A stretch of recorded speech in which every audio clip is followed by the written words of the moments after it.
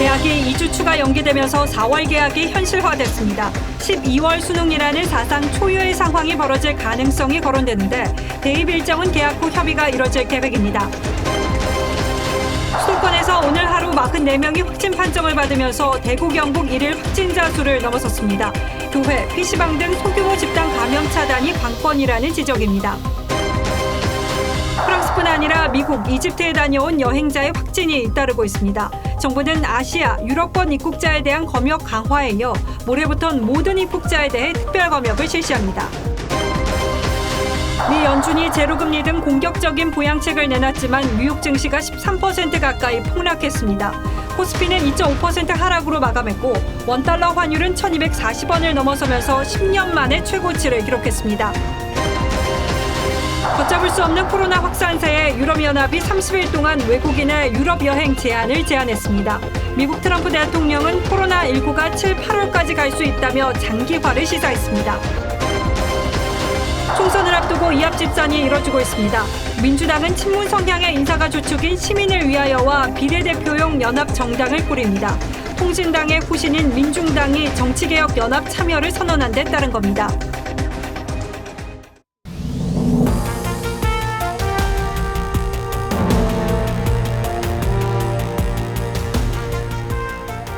여러분 안녕하십니까? 뉴스9의 신동욱입니다. 코로나19가 인구가 밀집된 수도권에서 계속 확산하고 있습니다. 수도권의 신규 확진자가 44명으로 대구, 경북의 37명보다 많았는데 특히 경기도가 31명으로 대구 32명과 비슷했습니다. 수도권 내 전파는 교회와 병원, 콜센터 등 주로 집단시설을 중심으로 이루어지고 있습니다. 구로 콜센터에서는 5명의 확진자가 또 나와서 전체 감염자가 134명으로 늘었고 49명의 확진자가 나온 성남 은혜강 교회에서도 6명이 또 양성 판정을 받았습니다. 바이러스의 해외 유입도 빨라지고 있는데 유럽뿐 아니라 미국과 이집트 등을 다녀온 사람 가운데 잇따라 확진자가 나왔습니다.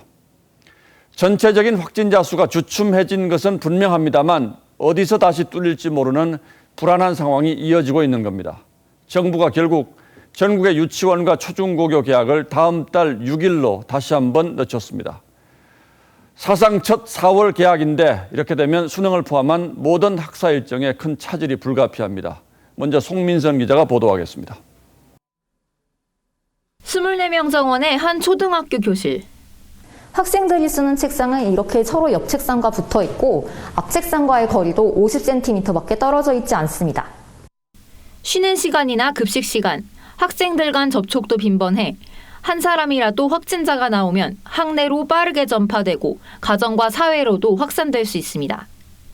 정부는 결국 유치원과 각급 학교의 개학을 4월 6일로 더 늦추기로 했습니다. 총 5주간 연기됨에 따라서 학사 일정 운영에 부담을 줄이기 위해 법정 수업 일수를 감축하고 수업 시수도 줄일 수 있도록 하겠습니다. 정부는 학습 공백을 보충할 원격 학습과 긴급 돌봄, 방역 지원 등을 위해 2,500억 원의 교부금을 지원하기로 했습니다. 하지만 개학 연기 장기화로 돌봄 교실 이용률이 높아지자 감염을 걱정하는 학부모들이 늘고 있습니다.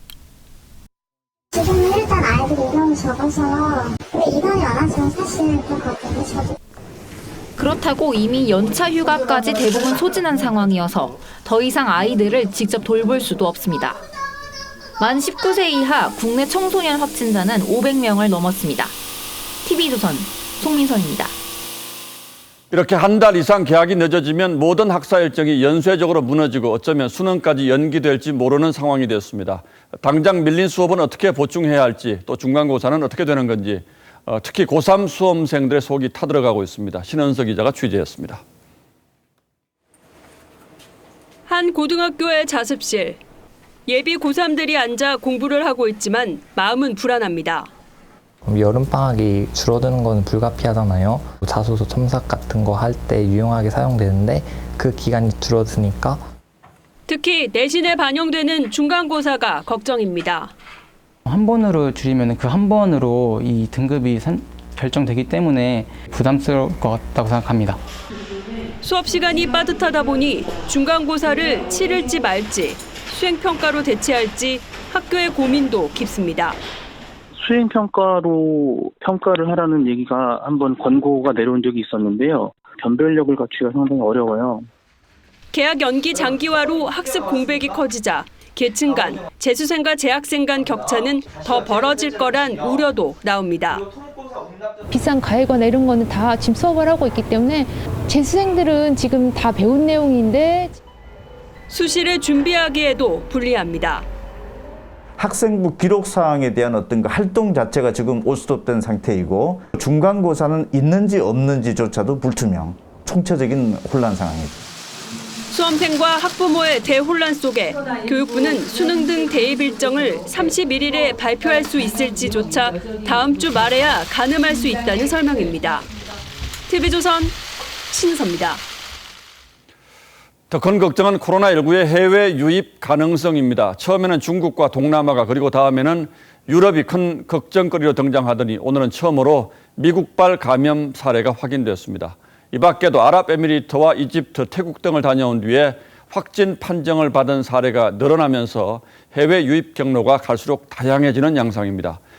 확진자들의 거주지도 이렇게 전국으로 퍼져 있어서 가족, 지인 그리고 지역사회 2차 감염 우려가 커지고 있습니다. 오늘까지 해외 유입발 감염자가 모두 60명으로 늘어나면서 정부는 중국, 일본, 이란 등과 유럽발 항공 노선에만 적용하던 특별 입국 절차를 전 세계로 확대 적용하기로 했습니다. 이유진 기자입니다. 오늘 오전 전북 군산의 60대 여성이 코로나 확진 판정을 받았습니다. 지난 14일 미국에서 인천공항으로 입국한 뒤 군산 터미널을 거쳐 자택으로 이동했는데 다음 날부터 증상이 발현된 겁니다. 공항에서는 증상이 없었대요. 근위 대상이 아니셨다고. 서울에서도 해외 유입 사례가 또 나왔습니다. 어제 이병헌 선별진료소에서 20대 남성이 확진 판정을 받았는데 지난 12일 프랑스에서 입국한 것으로 확인됐습니다. 교환학생으로 다녀온 건데 확진 전 방문한 중앙대학교 일부 건물은 방역이 이루어졌습니다. 오늘 확진된 이들을 포함해 지금까지 해외에서 유입된 전체 내 외국인 확진자는 유럽 27명, 중국 16명 등 60명에 이릅니다. 미국, 아시아 지역 등 확진 환자가 급격히 증가하고 있어 국내로 입국하는 모든 입국자에 대하여 보편적으로 특별 입국 절차를 적용할 필요가 있다고 판단하였습니다. 적용은 모레 새벽 0시부터로 입국 뒤에는 자치단체들이 능동 감시를 하게 됩니다. 특별 검역을 확대해도 무증상자는 공항에서 바로 걸러낼 수 없습니다. 실제 공항 검역에서 걸러낸 확진자는 6명에 불과합니다. 그런데도 보건당국은 오염국가에서 오는 입국자들을 2주간 자가격리하는 방안은 검토하지 않고 있다고 선을 그었습니다. TV조선 이유진입니다. 집단 감염이 발생한 성남 은혜강 교회 관련 확진자가 6명 추가로 발생해서 모두 55명으로 늘었습니다. 그런데 경기도가 조사를 해봤더니 이 교회처럼 감염 예방 수칙을 어긴 교회가 137곳이나 나왔습니다. 그래서 경기도가 집회 제한 명령을 내리고 또 어길 경우는 집회를 금지하기로 했습니다. 구자영 기자가 취재했습니다. 감염 예방 수칙을 지키지 않고 지난 주말 예배를 강행한 경기도 내 교회는 모두 137곳입니다. 경기도는 이들 교회에 밀접 집회 제한 행정명령을 발동했습니다. 밀집 집회 제한 명령은 오늘부터 3월 29일까지의 예배에 대하여 발효됩니다. 경기도는 실내 예배를 허용하되 기존 5가지 감염 예방 수칙 외에 식사 제공 금지, 참석자 명단 작성 등의 준수 사항을 추가하고 이를 한 가지라도 어길 경우 집회를 전면 금지하기로 했습니다. 수칙을 지키지 않은 교회는 300만 원 이하의 벌금형을 받을 수 있고 확진자가 발생하면 방역비와 치료비 등에 대한 구상권이 청구될 수 있습니다. 오늘도 성남 은혜강 교회와 관련된 확진자는 속출했습니다. 경기도 성남의 14살 학생을 비롯해 의정부와 부천, 충남 천안 등지에서 온 교인 5명도 확진 판정을 받아 확진자는 55명으로 늘었습니다. 그만큼 2차 감염 우려도 높아졌습니다. 성남 은혜강 교회 교인이던 이곳 용인 운전면허 시험장 근무자도 확진 판정을 받았습니다. 면허 시험은 중단됐고 확진자가 근무하던 신체 검사실은 문을 닫았습니다. 하루 수만 명이 이용하는 분당선 전철 관련 시설에 근무했던 확진자도 나오면서 철도공사 분당 정비 사업소도 폐쇄됐습니다. TV조선 구자영입니다. 서울 동대문구에서는 PC방에 갔던 손님 3명이 추가로 확진 판정을 받았습니다. 그나마 PC방에 연락처를 남긴 사람들은 추적이 가능해서 진단과 예방조치를 취할 수 있는데 이용객 126명이 전혀 연락이 닿지 않고 있다고 합니다. 성민혁 기자가 이어서 취재했습니다. 동안교회 확진자가 다녀가면서 이용객 사이에 감염이 발생한 동대문구 PC방입니다. 지난 11일 첫 확진자가 확인돼 폐쇄에 들어갔지만 이미 다수의 사람들이 다녀간 뒤였습니다. 보건당국은 지난달 25일부터 폐쇄 직전까지 PC방을 이용한 900여 명에 대한 전수조사에 착수했고 20대 남성 2명과 중학생 1명 등 3명의 추가 감염자를 찾았습니다. 이 가운데 26살 A씨는 지난 4일 증상이 나타난 이후에도 거의 매일 같은 PC방을 이용했습니다. 해당 기간 동안 5차례 PC방을 다녀간 중학교 2학년 남학생도 증상은 없었지만 양성이었습니다. 이로써 동대문구의 동안교회와 PC방과 관련이 있는 확진자는 모두 27명으로 늘었습니다. 구청은 연락이 닿지 않은 이용객들을 찾기 위해 이렇게 현수막까지 내걸었습니다. 조사 대상자 가운데 아직 연락이 닿지 않거나 소재가 파악되지 않는 사람은 126명에 이릅니다. 83분은 아직 통화가 연결이 안 됐고요. 그리고 나머지 43분은 연락처나 이런 게 뭐 잘못돼 있는 부분들이 있나 봐요. 서울시는 오늘 오후 6시를 기준으로 코로나19 확진자가 모두 270명이라고 밝혔습니다.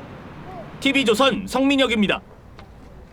27명의 확진자가 나온 분당 재생병원도 수도권의 집단 감염지로 주목받고 있습니다. 지난 5일 첫 확진자가 나온 뒤 특히 여기서는 의료진의 확진이 꾸준히 증가해서 17명까지 늘었습니다. 주원진 기자입니다.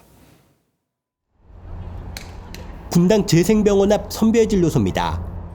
의료진만 있고 한산한 모습입니다. 주민들은 이곳에서 확진자가 계속 늘면서 병원을 찾는 환자들이 줄었다고 말합니다. 간호사들 많지. 간호사들이 많이 있고. 있다고 얘기해요. 지금 얼마나 물. 오늘까지 분당 재생병원 확진자는 모두 27명. 이 가운데 의료진 확진자는 17명으로 전국에서 가장 많습니다. 어제 하루 간호사 등 의료진 4명이 확진 판정을 받았습니다. 분당 재생병원 확진자 가운데 절반 이상은 의료진입니다. 116명이 감염된 청도 대남병원, 30명이 감염된 대구 문성병원보다 더 많습니다. 최근 의료진 감염이 잇따르자 환자 보호자들 사이에서 불안감을 호소하기도 합니다. 안 오는 간호사들이 가끔 있더라고. 안심병원이라고 그랬어요. 지난 5일 입원 중인 폐암 환자가 첫 확진 판정을 받은 뒤 분당재생병원 측은 기저질환 입원 환자가 많아 의료진 감염으로 이어졌을 가능성을 제기했습니다. 의료진일 가능성은 현재로서는 낮다고 저희는 판단하는데 이거는 아주 면밀한 검토를 거쳐야만. 방역당국은 확진자가 집중적으로 나온 81명동 입원 환자의 면회객 등을 통해 전염됐을 가능성과 의료진이 환자를 돌보는 과정에서 전파했을 가능성에 대해 계속 조사하고 있습니다.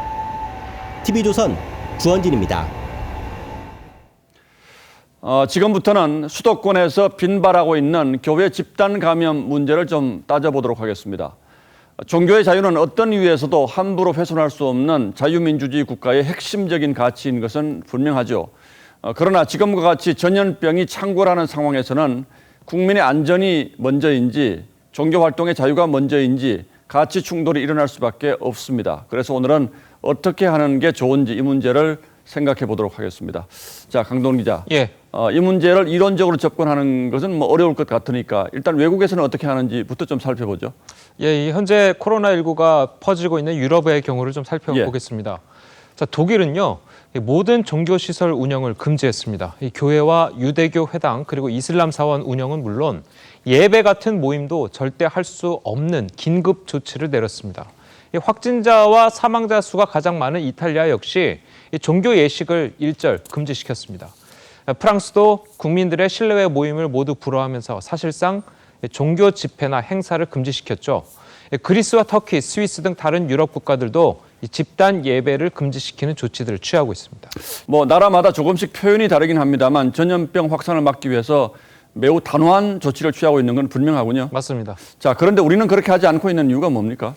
헌법상 종교의 자유가 보장되는 국가라는 게 정부의 이유입니다. 자, 그러나 뭐 앞서 강 기자가 언급한 이 유럽의 국가들이 우리보다 종교의 자유를 덜 보장하는 나라는 아닐 텐데, 예.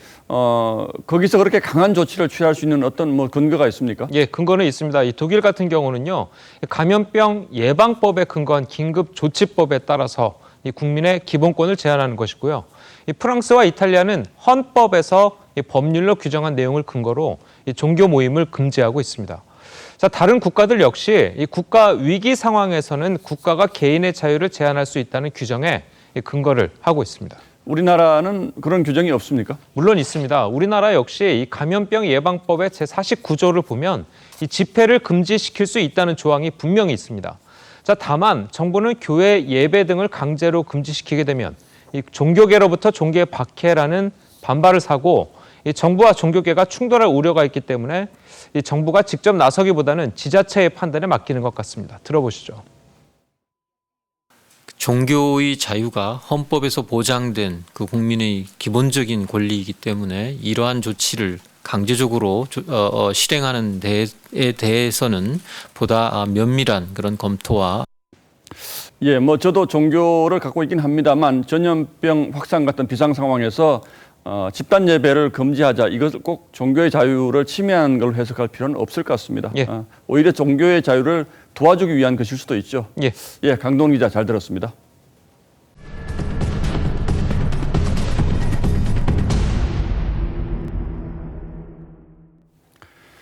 미국, 아시아, 유럽을 돌아 다시 미국으로 세계 정시가 도미노처럼 연쇄 폭락장을 연출하고 있습니다. 세계 각국이 무제한의 돈 풀기를 통해 무너지는 댐을 막기 위해 사력을 다하고는 있습니다만 코로나19가 불러온 위기감이 워낙 커서 아직은 역부족인 것으로 보입니다. 정시 폭락에 이은 경기 침체가 어디까지 이어질 것인지 전 세계가 공포의 눈으로 지켜보고 있습니다. 이상배 기자가 보도합니다. 코스피 1700선마저 무너졌습니다. 오전 한때 힘겨운 반등을 시도했지만 역부족으로 밀렸습니다. 9일 연속 순매도를 이어간 외국인은 오늘도 일정원어치 유가 증권을 팔아치웠습니다. 환율은 10년 만에 최고치인 1243.5원으로 치솟았습니다. 미국 연방준비제도가 제로금리와 양적 완화, 양대 위기 대응 카드를 꺼냈지만 시장의 공포를 누르는 데는 역부족이었습니다. 영국, 독일 등 유럽 주요국 증시가 나란히 주저앉으며 2012년 이후 최저치를 기록했고 이어서 개장한 뉴욕 증시 3대 지수 모두 두 자릿수 하락률을 기록했습니다. S&P 500 지수가 급락하며 일시 거래 중단, 서킷 브레이커가 일주일 새 세 번째 발동됐습니다. 하지만 거래 재개 이후 하락세는 더 가팔라졌고 다우지수는 1987년 10월 블랙 먼데이 이후 최대 낙폭을 기록했습니다. But the July time frame was mentioned. The travel and leisure, the hotel, airline stocks have been the worst hit. 미국 월가의 이른바 공포지수는 82.69로 급등했습니다. 2009년 금융위기 때의 최고치를 넘어섰습니다. 코로나19 치료제가 나오지 않는 한 증권시장엔 어떤 조치도 백약이 무효란 자조까지 나옵니다. TV조선 이상배입니다. 문제는 이번 위기가 상당히 복합적인 원인을 갖고 있다는 데 있습니다. 과거 우리가 겪은 외환 위기가 우리만의 문제였고 또 금융위기는 금융권의 위기에서 시작된 경기 침체였다면 이번 위기는 전혀 예측할 수 없었던 전염병이 불러온 위기라는 점에서 처방이 훨씬 어렵다는 게 전문가들의 분석입니다. 주가 하락의 속도가 10여 년 전 금융위기 때보다 훨씬 빠르다는 것도 이런 위기감을 반영하는 것이죠. 세계 경제가 어디까지 추락할 것인지, 그렇다면 반전의 실마리는 또 어떻게 찾아야 할 것인지 최원희 기자가 짚어봤습니다. 국제 유가가 배럴당 30달러 선마저 무너졌습니다. 여객, 화물 운송 등 코로나19로 수요 급감 우려가 커지고 있습니다. 중국에선 1, 2월 실업자가 500만 명에 달하는 것으로 나타났습니다. 지난해 간신히 6%대를 지켰던 성장률이 올해는 4%대 혹은 그 이하가 될 수 있다는 전망까지 나옵니다. 미국의 3월 제조업 경기 지수는 금융위기 직후인 2009년 이후 최저치로 급락했습니다. 이렇게 수요와 공급이 함께 무너지면 기업들의 실적은 크게 악화됩니다. 이는 신용등급 하락으로 이어지고 연체, 채무 불이행에 따른 금융 부실로 전이될 수 있습니다. 기업 파산, 구조조정으로 실직자가 늘며 다시 내수 위축을 부르는 악순환이 반복될 수 있습니다. 우리가 실물 경제로 실제로 맞닥뜨려 본 경험이 이번에 처음입니다. 그래서 그 이전의 위기 같은 경우에는 이제 각 국에서 시작했거나 글로벌 임밸런스 차원에서 시작을 했다라면 지금은 공급 사슬이 다 묶여져 있고 IMF는 우리 돈으로 1,200조 원을 지원할 준비가 돼 있다며 20개 넘는 나라가 관심을 보이고 있다고 밝혔습니다. 우리나라가 겪었던 IMF 위기 악몽을 그만큼 많은 나라가 되풀이할 수 있다는 의미입니다. TV조선 최원입니다. 문재인 대통령은 과거 금융위기를 극복하기 위해서 이명박 전 대통령이 소집했던 비상경제회의를 11년 만에 부활했고 여야도 잠시 뒤 국회 본회의를 열어서 11조 7천억 원 규모의 추가 경정 예산안을 처리할 예정입니다. 상황이 그만큼 급박하다는 뜻이죠. 백대우 기자가 취재했습니다. 총 11조 7천억 원 규모의 추가 경정 예산을 마련했습니다. 편성 취지를 이해하시어 신속히 의결하여 주시기를. 여야가 오늘 밤 본회의를 열어 정부 원안대로 추경 예산안을 처리하기로 합의했습니다. 국무회의에서 비상이라는 단어를 13번 쓴 문재인 대통령은 비상경제회의를 열어 직접 주재하겠다고 밝혔습니다. 비상경제회의는 비상경제 시국을 헤쳐나가는 경제 중대본입니다. 이것저것 따질 겨제가 아닙니다. 지난 2009년 글로벌 경제위기 이후 11년 만에 비상경제회의의 부활로 청와대가 사실상 경제 컨트롤타워 역할을 맡는 셈입니다. 문 대통령은 내일 재계와 노동계 등이 참여하는 원탁회의를 열어 의견을 수렴한 뒤 모레 첫 비상경제회의를 주재해 구체적 대안 마련에 나섭니다. 문 대통령은 추가적인 추경도 예고했습니다. 이것만으로는 턱없이 부족하다는데 현장의 요구와 전문가들의 의견이 일치합니다. 야당은 총선용 세금 뿌리기라고 비판했습니다. 총선을 코앞에 남겨둔 시점에 코로나19를 핑계삼아 마치 헬리콥터에서 세금을 뿌리듯 선심을 쓰겠다고 하고 있습니다. TV조선 백대우입니다. 유럽이 결국 사회적 셧다운에 들어갔습니다. 유럽 내 코로나19 확진자가 6만 6천여 명을 넘어섰고 사망자는 2,800여 명에 달하는 등 이 확산세가 가속화되고 있기 때문인데요. 유럽 각국이 국경 통제에 나선 데 이어 유럽연합은 외국인의 유럽 여행을 30일 동안 금지하자고 제안했습니다. 움직임을 최소화하는 게 최선의 선택이라고 판단한 겁니다. 김지수 기자입니다. 여행객들이 마스크를 쓴 채 탑승 수속을 기다립니다. 독일과 프랑스에 이어 스페인이 국경 통제에 나섰습니다. They've closed it down because they're so scared of the virus. So yeah, we're all being told we need to move, go back to our own country or go back somewhere else basically. 독일은 생필품점을 제외한 상점 영업을 중단했고 종교시설 모임을 금지했습니다. 프랑스는 전쟁 중이라면서 모든 국민에게 15일간 이동 금지령을 내렸습니다. Nous ne luttons ni contre une armée, ni contre une autre nation. Mais l'ennemi est là, invisible, insaisissable, qui progresse. 피해가 큰 이탈리아에선 귀국을 희망하는 한인을 대상으로 임시 항공편 수요 조사가 시작된 상황. 유럽연합 EU 집행위원회는 외국인의 EU 여행을 30일간 금지하는 방안을 제안했습니다. We informed today our G7 partners that we propose to introduce a temporary restriction on non-essential travel to the European Union. 이 방안은 현지 시간 17일 EU 정상회의에서 승인되면 즉각 시행될 전망입니다. TV조선 김지수입니다. 코로나19를 독감 정도로 낙관하던 트럼프 대통령이 자신의 주장에서 후퇴했습니다. 미국에서 코로나 사태가 7, 8월까지 갈 수 있다며 장기전 가능성을 시인한 건데요. 또 그동안의 입장과 달리 미국 경제가 침체에 빠져들 가능성도 사실상 인정했습니다. 송지욱 기자입니다. 트럼프 대통령이 미국 내 코로나19 사태가 최소 7월에서 8월까지 장기화할 수 있다고 말했습니다. People are talking about July, August, something like that. 이로 인한 경기 침체 가능성도 인정했습니다. Well, it may be. We're not thinking in terms of recession. We're thinking in terms of the virus. CNN은 트럼프가 코로나19의 심각성을 처음 인정했다고 평가했습니다. 트럼프 대통령은 10명 이상 모이지 말고 사재기하지 말라고 당부했습니다. 전국에 걸친 통행 금지나 봉쇄령은 아직 언급하지 않았지만 특정 지역에 대해선 가능성을 열어뒀습니다.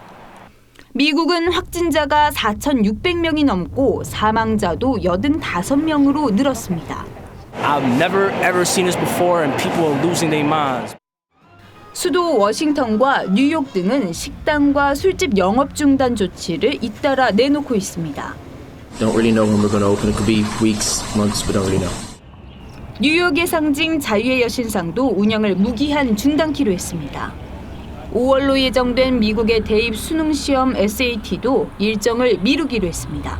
TV조선 송지욱입니다. 미국과 중국 사이에 다시 전운이 고조되고 있습니다.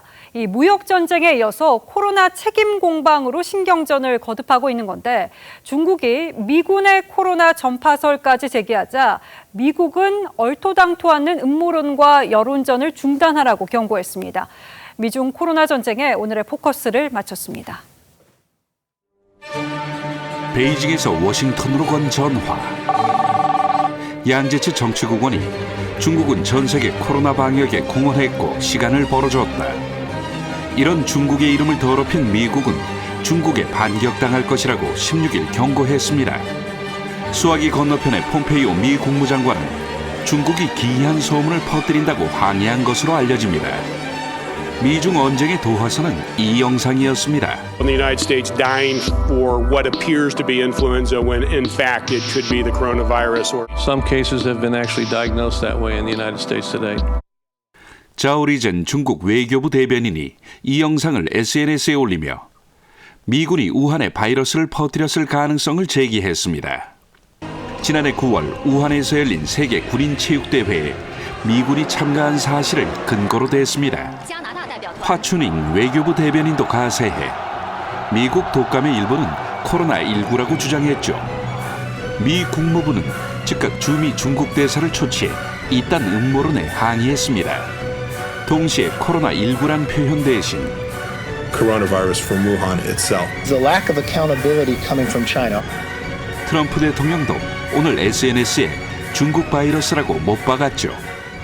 잇따른 중국 호명에 인종차별을 우려하는 목소리도 미 일각에서 나옵니다. 이런 미국의 압박에도 중국은 아랑곳하지 않고 연일 미국의 책임을 정조준하고 있습니다. The U.S. must take more resolute action. Otherwise, the price will be extremely painful and it will deliver a severe blow to Donald Trump's re-election campaign.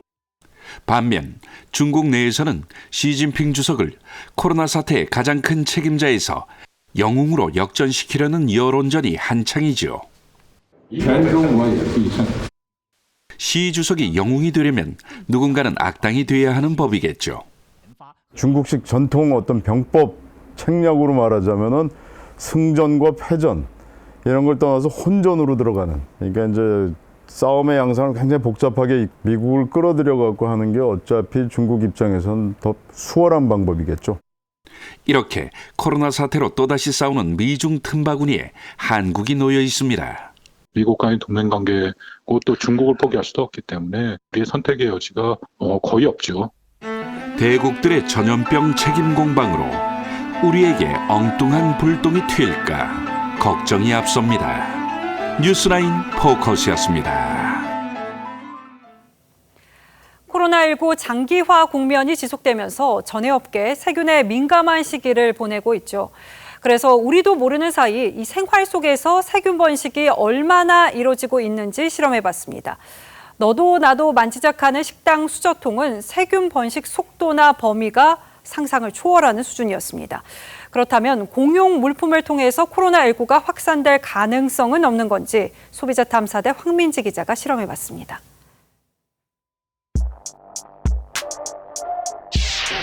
평일 점심시간, 직장인들이 식당에서 자리를 잡고 수저를 준비합니다. 이 사람 저 사람 수저통에 손을 넣어 하나씩 꺼내줍니다. 다른 식당들도 마찬가지. 여러 사람이 수저통을 만지는데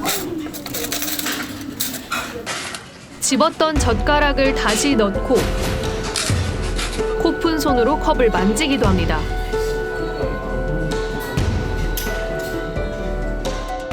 빨대와 이쑤시개는 다른 걸 건드리지 않고 꺼내기가 더 힘듭니다. 코로나19가 퍼지는데 이렇게 만져도 괜찮은 걸까? 수저통에 있는 거 쓸 때는 조금 찝찝한 생각이 조금 들어요. 다른 사람 손 타기도 하고 저만 쓰는 게 아니니까. 공용 식기를 사용할 때 세균이 어떻게 퍼지는지 실험해봤습니다. 한 사람 손에만 인조 세균을 묻히고 숟가락과 젓가락, 그릇, 컵을 나눠주게 했습니다. 먹어도 되는 거야? 진짜로 먹는 거야? 네. 제 손이... 음식이 입에 들어가기 직전 세균이 어떻게 퍼졌나 살펴봤습니다. 숟가락과 젓가락은 물론 이게 엄청나다.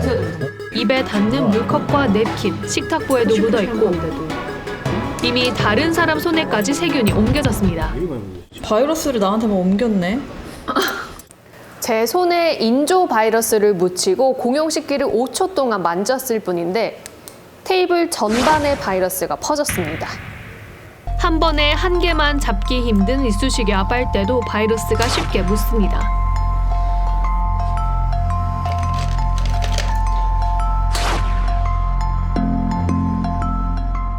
식당에서 이렇게 공용 식기와 수저를 사용할 때 바이러스 감염 우려는 없는 걸까?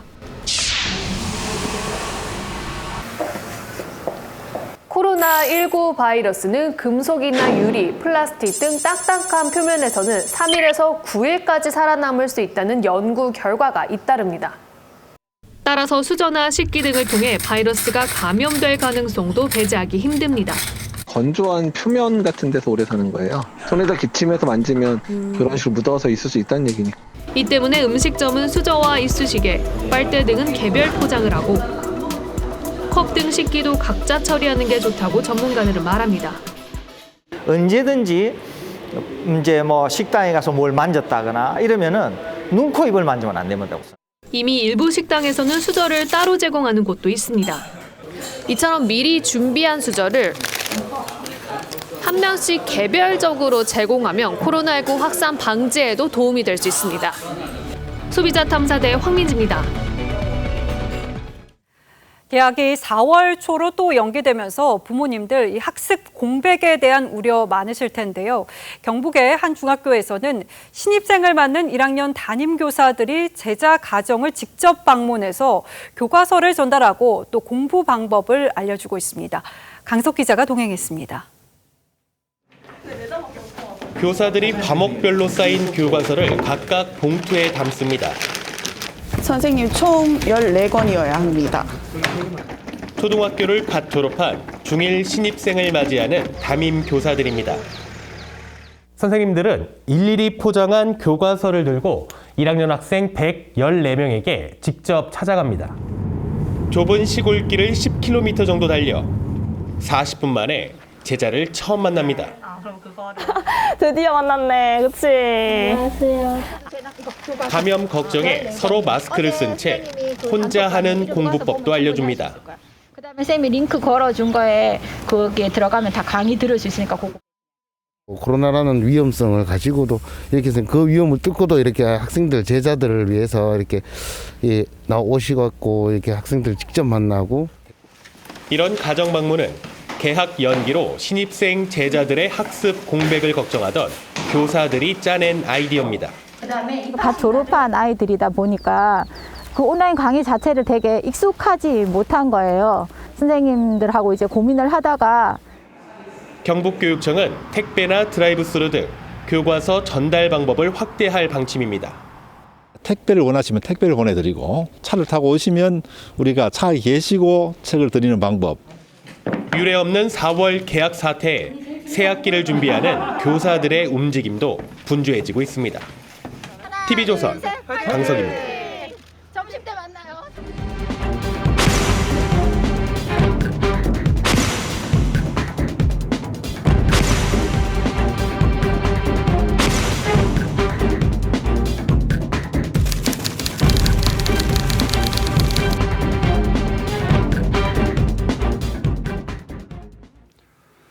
총선을 앞두고 정치권도 긴박하게 돌아가고 있습니다. 지금부터 하나하나 정리해드리겠습니다. 이른바 아빠 찬스 논란이 일면서 불출마를 선언했던 문희상 국회의장의 아들 석균 씨가 결국 무소속 출마를 선언했습니다. 민주당 이해찬 대표가 당을 떠나 무소속으로 출마하면 영원히 제명하겠다고 언포를 놨는데 아무래도 참기 어려웠던 것 같죠. 그런데 4년 전 이해찬 대표 역시 공천에서 탈락하고 무소속 출마를 한 전력이 있어서 좀 머쓱하게 되긴 했습니다. 보도에 박재훈 기자입니다.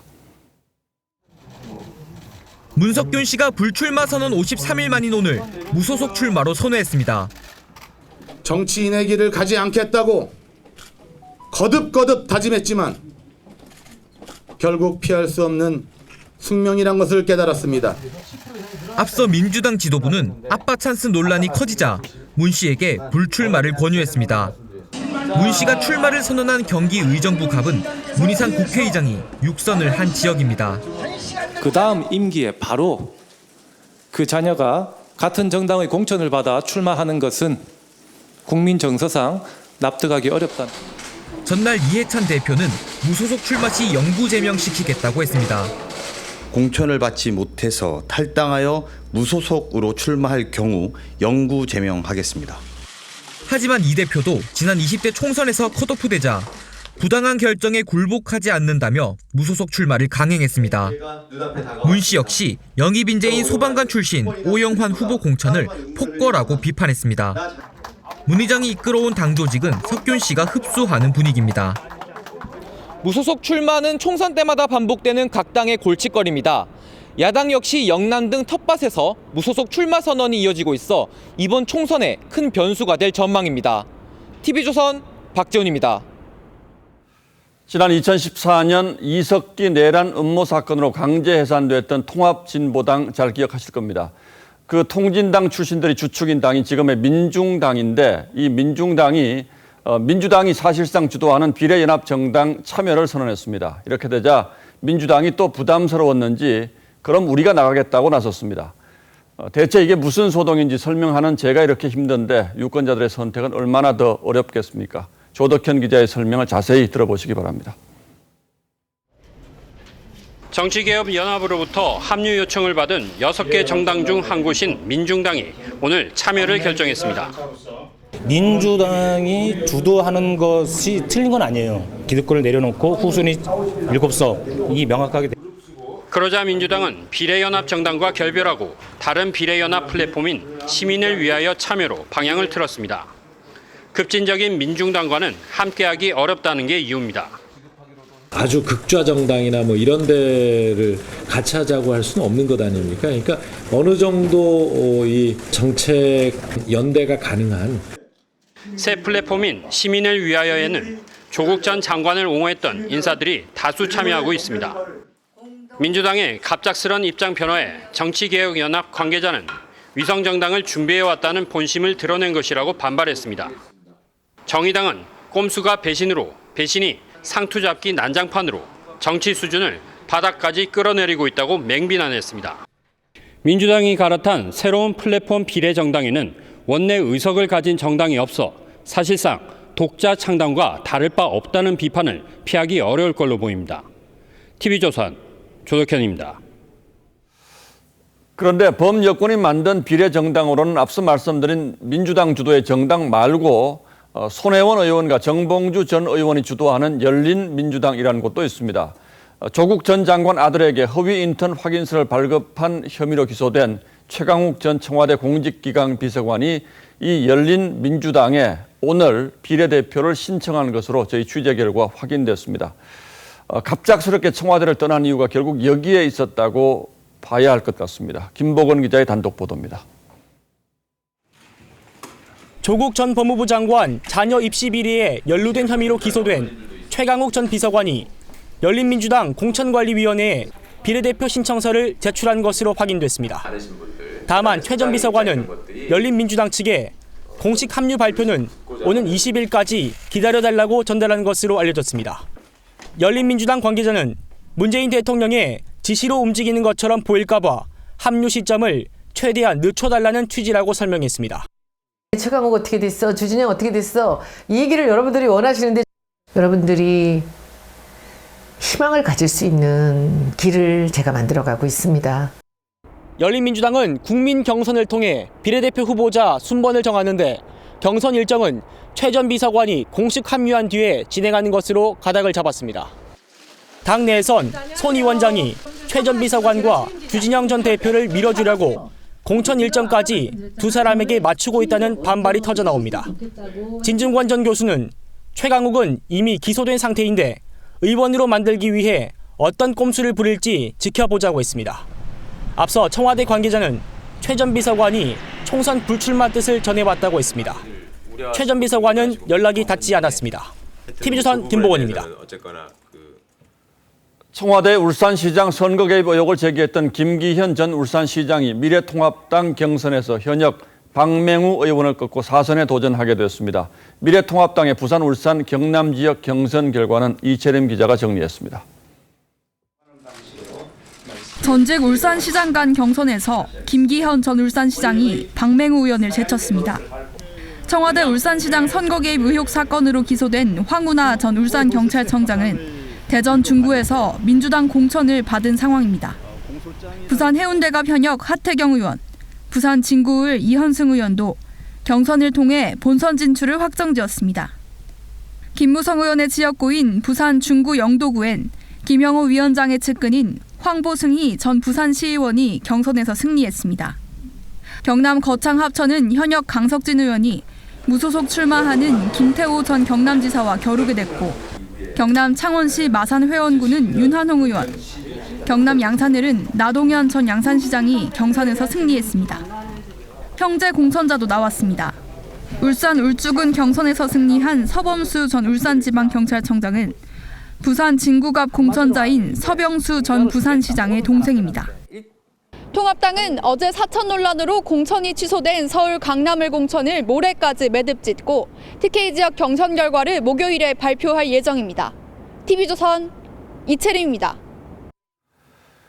미래한국당의 비례대표 후보 명단을 두고 오늘도 하루 종일 진통이 이어졌습니다. 미래통합당 추천 인사들이 대거 당선권 밖으로 밀려난 게 문제가 됐는데 한성교 대표가 한 발 물러서면서 타협점을 찾고 있는 것으로 보입니다. 하지만 통합당 내부에선 차라리 비례대표 후보를 따로 내자는 강성 의견도 적지 않습니다. 김정우 기자가 취재했습니다. 미래통합당 영입 인사들이 대부분 당선권에서 빠진 비례 후보 명단 발표에 당사자들은 거세게 반발했습니다. 일부는 황교안 대표 선거사무실로 찾아가 심사 과정이 독단적이란 성명서를 전달한 것으로 알려졌습니다. 통합당 내에선 의석을 손해보더라도 자체적으로 비례 후보를 내자는 말도 나왔습니다. 가능합니다. 불가능하지 않습니다. 그리고 가급적이면 우리가 계획한 대로 구상한 대로. 하지만 미래한국당 공병호 공천관리위원장은 통합당과 인재를 보는 눈이 다를 수밖에 없다며 반발에 설득력이 없다고 맞섰습니다. 미래한국당의 비례대표 후보군에 포함시키기를 황교안 측이 원했다면 공병호란 사람을 공천관리위원장으로 인선하지 말았어야 합니다. 결국 한성교 대표는 내일 최고위를 열어 일부 후보에 대한 재심의를 공천관리위에 요청하기로 했다며 한 발 물러섰습니다.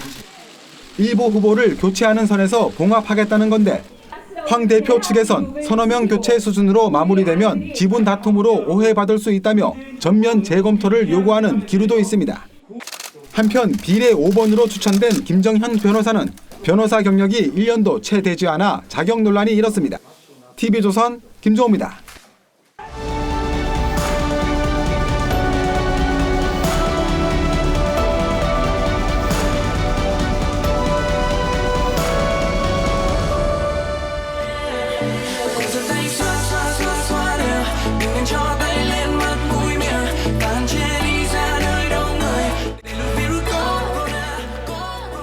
이런 베트남 노래가 SNS를 타고 전 세계에 알려졌습니다. 애니메이션과 안무까지 곁들여서 방역 수칙과 거리 두기를 재미나게 깨우쳐주고 있습니다. 비누칠 어이 비누칠 어이 손 씻을 땐 비누칠 어이 헹구는 것도 오래 헹궈 30초 헹궈. 손 씻기 싫어하는 아이들을 위해서 인기 캐릭터 펭수도 홍보에 나섰나 보군요. 어린이들이 요즘 이걸 열심히 따라하면서 손을 씻고 있다고 합니다.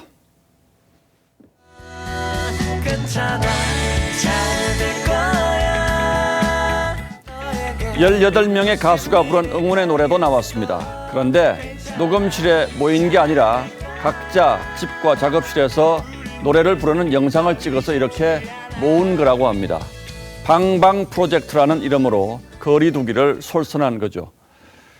코로나 확진자가 사흘째 두 자릿수에 머물며 주춤하고 있습니다.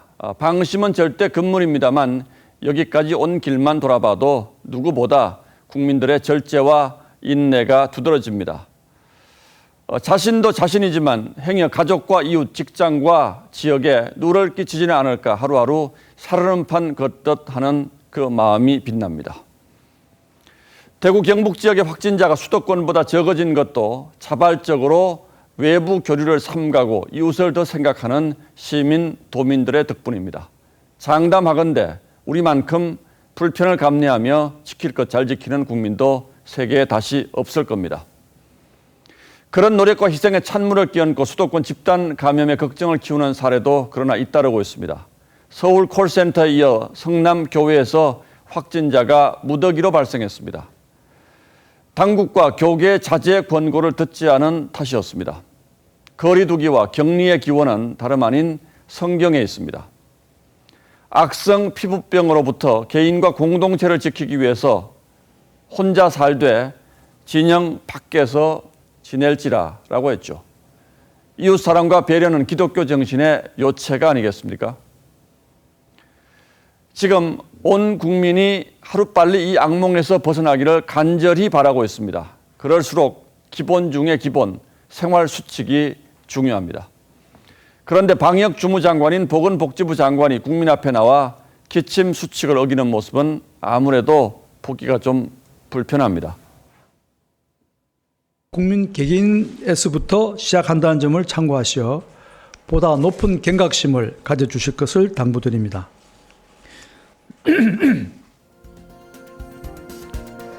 3월 17일 앵커의 시선은 끝날 때까지 끝나는 게 아니다 였습니다.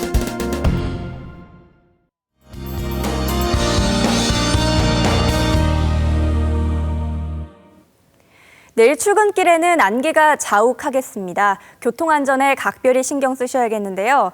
특히 중부와 호남 지역은 가시거리가 200m도 되지 않겠습니다. 시야가 답답하겠습니다. 안개 속엔 미세먼지도 섞여 있겠는데요. 오전에 중서부 지역을 중심으로 농도가 높겠습니다. 오후가 되더라도 시야가 완벽히 깨끗해지진 않겠습니다. 내일 아침 기온은 무난하게 출발하겠습니다. 서울과 대전 그리고 대구는 3도로 예상되고요. 한낮 기온은 서울이 16도, 강릉 18도, 대구도 18도까지 오르겠습니다. 계속해서 큰 일교차 주의하셔야겠습니다. 다가오는 목요일에는 바람이 강하게 불겠습니다. 올해 들어 가장 강력한 바람이 될 것으로 보이니까요. 미리미리 대비하시는 게 좋겠습니다. 날씨였습니다. 3월 17일 뉴스9는 여기서 모두 마치겠습니다. 시청해주신 여러분 고맙습니다.